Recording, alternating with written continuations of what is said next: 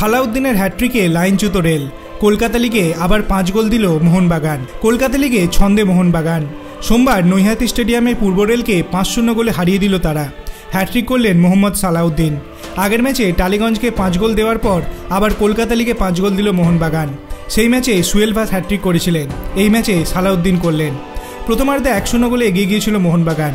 গোল করেন ফারদিন আলী মোল্লা। ডান দিক থেকে নিচু ক্রসে হয়েছিলেন টাইসন সিংহ। পূর্ব রেলের ডিফেন্ডারদের কাছে সুযোগ থাকলেও তারা সেই বল ক্লিয়ার করতে পারেননি। সেই ফাঁকে গোল করেন ফারদিন। দ্বিতীয়ার্ধে আরও শক্তিশালী হয়ে ওঠে মোহনবাগান। দ্বিতীয় গোল সালাউদ্দিনের। ডান দিক থেকে আসা পাশে পূর্ব রেলের গোলকিপারকে বোকা বানিয়ে গোল করেন তিনি। দ্বিতীয় গোলের পর মোহনবাগানের আক্রমণ অনেক বেড়ে যায়। পূর্ব রেলের কাছে কোনো জবাব ছিল না। পেনাল্টি থেকে মোহনবাগানের তৃতীয় গোল করে রাজ বাসফেরের। চতুর্থ এবং পঞ্চম গোল সালাউদ্দিনের। তিনি হ্যাট্রিক উৎসর্গ করেছেন কেরলের ওয়েনেরে ভূমিধস আক্রান্ত দুর্গতদের। বলেছেন, আমার পরিবার নিরাপদে রয়েছে, তবে অনেক মানুষেরই মৃত্যু হয়েছে। আমি প্রার্থনা করি সবাই সুস্থ থাকুন। মনের জোর কখনো হারাবেন না।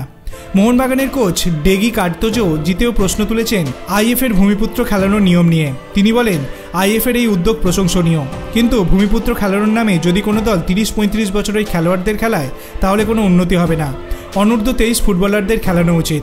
আমার দলকে দেখুন, বেশিরভাগই অনূর্ধ্ব 23 ফুটবলার। উন্নতি করতে গেলে কম বয়সের ফুটবলারদের খেলানোর নিয়মটি চালু করতে হবে। আপনার কি মনে হয়, মোহনবাগান কলকাতা লিগে কি আগামী দিনেও একই রকম পারফরমেন্স দেখাতে পারবে? আপনার অভিমত আপনি কমেন্ট সেকশনে জানাতে পারেন। ভিডিওটি ভালো লাগলে লাইক করবেন, চ্যানেলটিকে সাবস্ক্রাইব করতে ভুলবেন না। ধন্যবাদ।